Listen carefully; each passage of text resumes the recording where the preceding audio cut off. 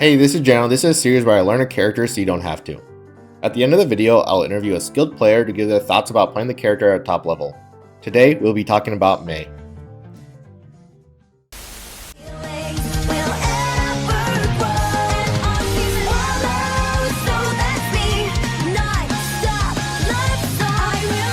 If you want to see more content like this or like this content, please like and subscribe so we can make our way up to 1,000 subscribers.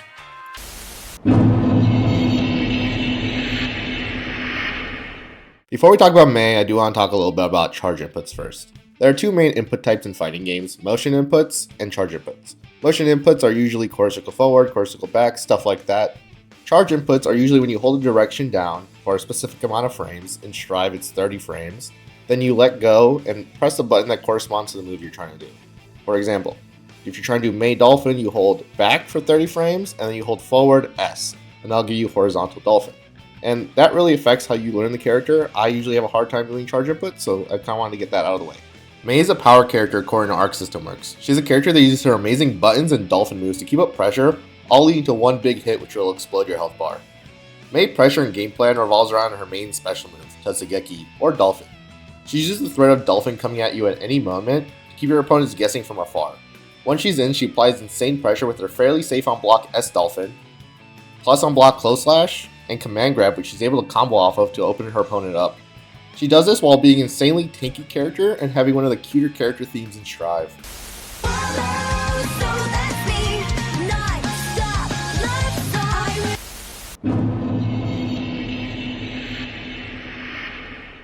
Mei was a fairly intuitive character. She does not have a lot going for her in the sense of being unique. She does not have to maintain your gauge or worry about resources or timings like other characters do. She plays a fairly simple strike throw game where if you know the basics of how strike throw works, you'll be fine picking up Mei. She does have some unique mechanics though, and that being her dolphin hop and whiff. This is when you do either version of dolphin, horizontal or vertical, and you press either P or K before the move ends. P will make the dolphin whiff early, and K will make you hop off the dolphin. I never really got to the point of using those moves, other than in some combos I was trying. This is the least intuitive part of her game plan since it's mostly tied around setups or specific combos. For the most part of her game plan is pretty straightforward. She has Beach Ball to make your opponent block from afar or to hold a projectile and wake up. She has Horizontal Dolphin and Vertical Dolphin to make your opponent block from multiple angles and just be scared in a neutral setting. And she has her Command Grab to stop your opponent from just blocking everything you throw at them. I will give Intuitiveness an 8.5 out of 10.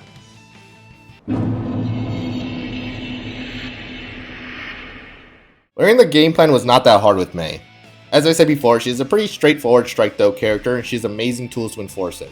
She has super high damage and the threat of being striked is always in your opponent's head. She also has a Command Grab that leads to a combo, so just blocking all day is never an option for your opponent. She has great frame data, so she's able to stick to your opponent very easily. The one difficult thing about learning Mei was actually using her dolphin pressure. She has two versions of dolphin, H version, which is usually plus, and S version. She has this for both vertical and horizontal. Horizontal S Dolphin is -3 on block and puts you at a weird spacing. Being negative, you might not think it's your turn, but the spacing combined with her amazing 5k actually makes it very hard for your opponent to contest at all. You will see that many Mei players abuse that fact, and you already know I was abusing it. Knowing how scary it is to get hit by Mei is one of the more important things about learning her game plan for me. Most players will sit there and block for long periods of time, which is totally okay. I was able to get their risk up and eventually hit them with a 5D into a red Roman cancel combo, or get a Command Grab and cash out on some damage. She also has amazing air buds to go along with her amazing ground normals. Being able to enforce both the sky and the ground is a big part of her game plan. Combining the two will make your approaches a lot easier. Most people are looking to 6P Dolphin at all times, and her amazing air buds really help deal with that, since most of them are hard to anti-air or 6P in general. I will give learning the game plan an 8 out of 10.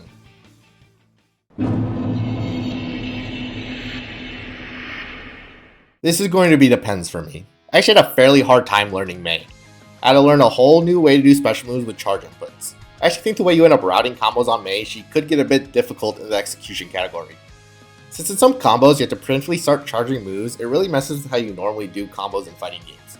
For example, if I was doing a simple combo like Close Slash, Heavy Slash into Horizontal S Dolphin, I would have to be holding back during the Heavy Slash, then press forward S after. Makes you think one or two inputs in the past a lot of the time, This also affects how you play neutral in general. Since you always want to be ready to dolphin, you're constantly holding back, and that was a little bit weird for me. There are some ways to cheat out inputs, which I'll explain, that I learned from chat. Thank you, chat. If you're doing 6 heavy slash or forward heavy slash into vertical dolphin, for example, you can hold down forward to get a 6 input, but also you get the down charge for your vertical dolphin. There's also a technique with backdash where it saves your charge, so you're able to do backdash into instant dolphin.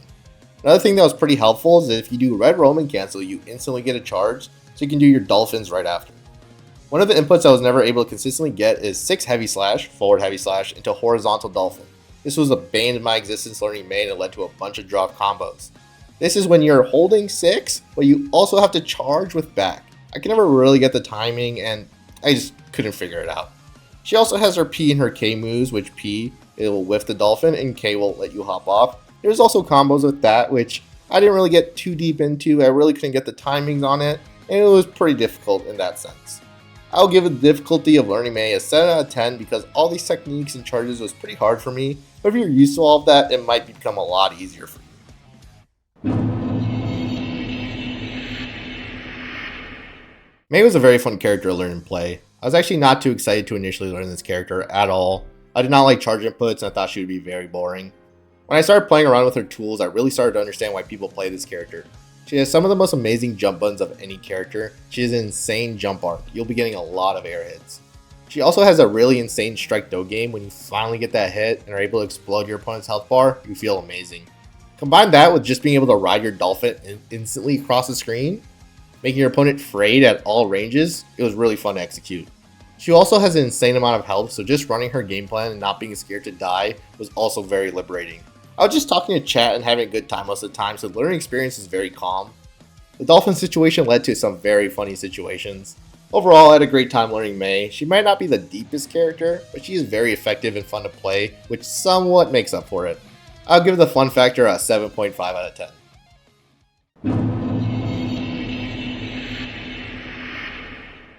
May is definitely a power character. They got that description correct. Even though she's not the deepest character, she has a lot of fun tools and high damage, makes her really fun to play. First couple days I was just learning charge inputs, just getting some combos in. Overall, she played like a normal strike though character, so I found some early success, despite not knowing much about the character. Around day 2 to 4, I was still really trying to just get my charges down. I was hitting more complex combos, but I was having a great time. Day 5, I was getting most of my charges, but I was still dropping some combos. I was hitting some of the harder combos and still having a great time. Once you realize how amazing May's buttons are and her amazing conversions, that's where the character really shined for me. She's able to wall people out with her JH or use it to even engage. Her 5k makes her neutral pokes amazing. Her dolphins are super strong and fun to use. I say if you're looking for a character that's on the easier end to pick up, if you like huge damage or making your opponent super scared when you're near them, this is the character for you. She does have the downside of being a charge input, well at least it's a downside for me. That was a big factor. Also, she's not the deepest, but if you don't mind both of those, I think she'd be a great character to pick up. Now here's an interview from Lord Knight, which has had some success picking up May recently. Alright everyone, so tonight on this interview we have Lord Knight, and as you guys know, this is a series where I learn a character for 5 days and give my brief overview of the character to give new people a better idea of which character they want to play. I interview a pro afterwards, and tonight we have Lord Knight, so say hi to everyone. Hello, how you doing? Alright, let's get started with the interview. So question 1 would be, so with all these characters that are seeing a bunch of results on in the game, like, you know, recently Slayer, Happy Chaos, and like Soul, what was your reason or initial reason for picking up May? So to be honest, I actually did not know what character I was gonna play. Normally, it takes me a while to figure out what I want to do when I want to switch characters, but it was actually because of like my friends, like training partners that I trust, who after talking to them basically right after the patch notes dropped, and talking about like the things I struggled with in the game character wise. After talking about that stuff, it seemed that May was the best choice, not only for the stuff that like I don't like that much about the game and what Baiken struggles with, but also she's uniquely not really represented amongst characters that many people consider to be like top tier characters. And there's always like this back and forth about like anytime you see a top player post a tier list, they usually, especially in season 3, they usually have Mei as top tier, and one of the main replies is always like, why do they all say she's top tier, and like nobody plays her, she doesn't really do that well besides like one specific player. So I can't help but want to put that thing to the test too. So those are pretty much the main reasons, I would say. Yeah, that's pretty nice. I mean, you've shown some pretty great results recently with it, so I think you've been showing everyone that Mei's pretty good. Second question: what do you like about playing this character in a tournament setting? One of the nice things about playing Mei, she has more HP than a character like her you'd really expect for a character like her to have. She can like endure kind of. So unlike playing a low HP character, so if you play Milia, for example, Milia has the second lowest life total. With Milia, you really don't just have absolutely zero room for error, which is cool and like fun. They just encourage precision, but the trade-off is it kind of discourages risk taking. Right, it's actually pretty hard to be like a stable risk taker with Milia because you just die when you're wrong, right? Where Mei will endure. So that's nice. Another nice thing about Mei, maybe it's a little bit more subtle because I'm sure most people are like, oh, she does a ton of damage, which is true. She does a ton of damage. But she also is pretty burst safe, which I'm not used to having since season 3. Like season 2, Baiken is actually this is a subtle thing she lost, but in season 2, Baiken is extremely burst safe. But in season 3, she's not because of how she made her stuff burst safe. It wasn't because of like moves having low recovery and stuff. It was about like positioning yourself in weird ways and stuff. Where Mei is still pretty burst safe, which is pretty nice. So it puts some stress on the opponent.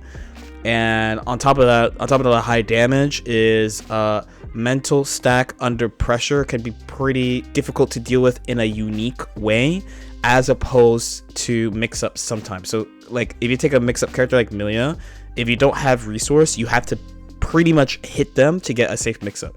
And Mei has that aspect too of like if she gets certain hits, she gets good mix-ups, but you always have this thing at the back of your mind that like if Mei hits you, you're gonna explode. If she hits you with like a frame trap or something. And she has a lot of weird stuff with Dolphin that you have to worry about that can make you flinch. And she has a combo command grab on top of that. So if you're playing too passively, her command grab, unlike other command grabs, lead to a combo, which is very unique in this game. So she has a lot of ways of, let's say, making things happen, which is nice. Definitely nice to have in a tournament setting. Yeah, exactly. Yeah. She definitely is scary. Like, at any time she could blow you up. So definitely see that being good. So what challenges do you face with Mei in a tournament setting?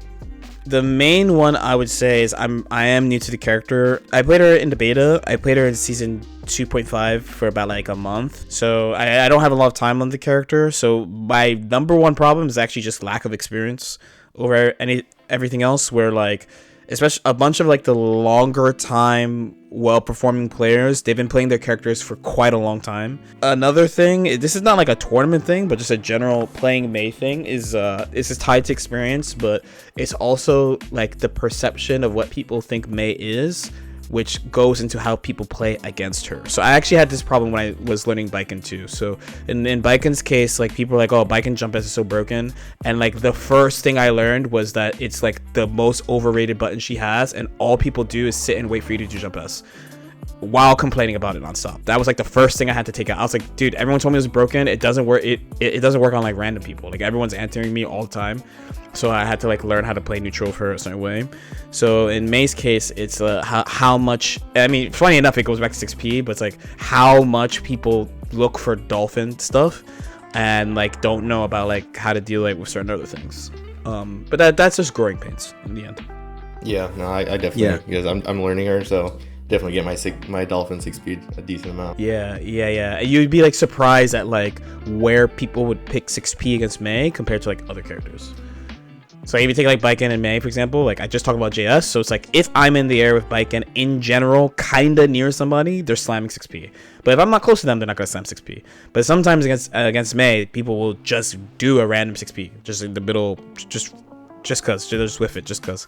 The different extremes depending on character, though, of course. Okay, and the next one, you think you're gonna talk about this, so, but is there any feeling that Mei brings you in tournament, for example, like, a reliability, safety, or power. Like, when I was playing Ram, I'm like, oh, every matchup is pretty good, so I'm not too scared. Or now I play Abba, I'm like, I could turn around the situation at any moment. So is there anything that Mei brings in you in that regard? Yeah, Mei definitely brings that sense of like reliability. She's a pretty stable character, and also I play multiple characters in tournaments, so like really outside of matchups I don't really know that well. The only character I'm really worried about is like Nago. Essentially, like besides Nago, I pretty much have an answer to every character right now. So like, and I'm not really like super stressed in tournaments or anything like that recently. Sweet. Yeah.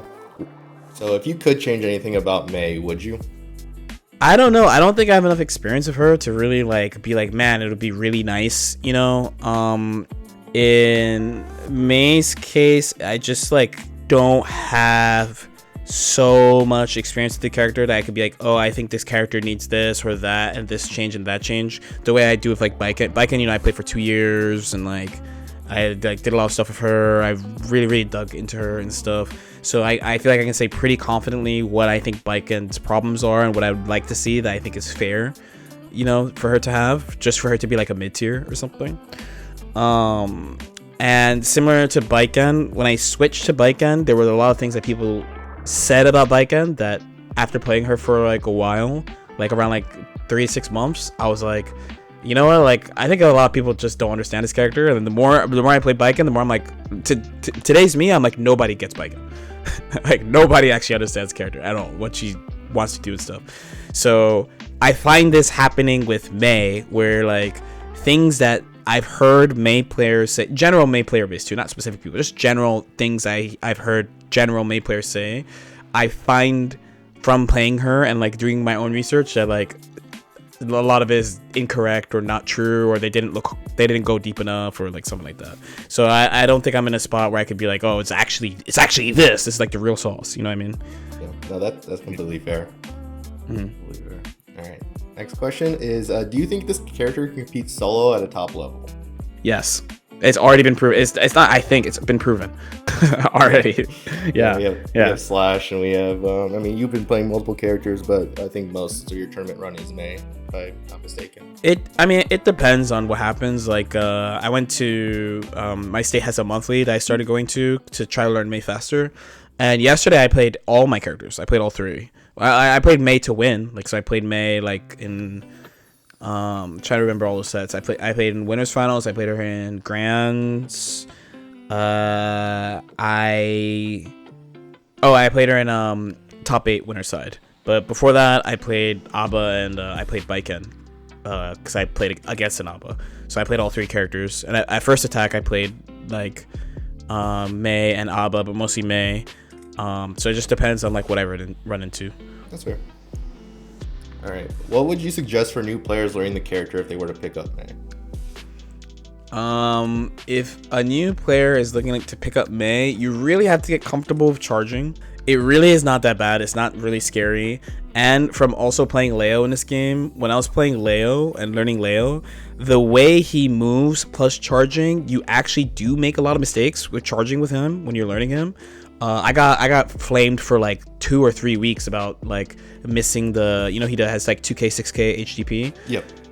But because his 6k hits later than it looks, I kept missing the combo.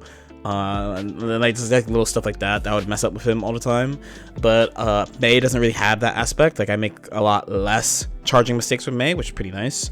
The number one, outside of people just like being scared of charging, the number one thing I could tell people who are learning a charge character in this game, especially on the subject of accidental charges, is that when you Roman cancel, you basically get like a free charge. So if you're wondering like, oh, I wasn't charging there, why did I get this input? It's because the game gives it to you like automatically. I don't know why they did this, but it is helpful when you know it exists, because you can use it like favorably. Oh, nice. Yeah. While learning her, this is my first charge character really, other than playing like uni stuff. But 6H charge back dolphins give me some trouble. So. Oh, that has a. Oh, you're talking about like 6H into horizontal dolphin? Yeah. Or Or vertical dolphin? Both. Both are giving me trouble. Yeah. So in the case of like horizontal dolphin, usually when you do it, you have more than enough time to go back. You really just have to do it fast. Mhm. But for vertical dolphin, there's actually an input trick where you hold down and then up, right? So what most people end up doing is that they do like 6H, but then they go to 1, like down back. But the way you do it and like mess up less is you go from 6 to 3 instead. You charge a 3. Oh. So that's how I do, like, S dolphin command grab by P6H into vertical dolphin. I do 6H and charger 3 instead of down back. If you play on hitbox, it doesn't matter really, but if you play on pad or arcade stick, it'll help you out a lot, I think. Okay. Sweet. Yeah. Thanks for the info. And that's basically all the questions I've had. And if you want to shout out your socials, and I'll link them on the screen too. Yeah, I have a few things going on. I stream generally on weekdays in the afternoon, EST, on twitch.tv/lordknight. I have a YouTube channel. It's Lord Knight. It's at lordknight.bsky, but if you search Lord Knight, it's my channel. I kind of do whatever I want it, and so if you're into fighting games in general, you can check that out. I have a Metafy for Guilty Gear coaching, and people are interested in that. It's metafy.gg/@lordknight. I think those are the main ones. I think those are the main ones. I have like Twitter, but I'm starting to use Blue Sky as like a weekly newsletter / like, I'm just gonna yap on Sundays or something. But I don't remember. I know it's like lordknight.bsky. It's really weird how they do it. It's hard to remember. The @ is goated, but like, I guess Twitter owns that. So, Yeah. I'll go ahead and link all those and the Blue Sky and everything. So yeah, good. So thank you again. I appreciate you on this interview, and hope you have a great rest of the year for the Arc World Tour. Yeah, no, thank you, man.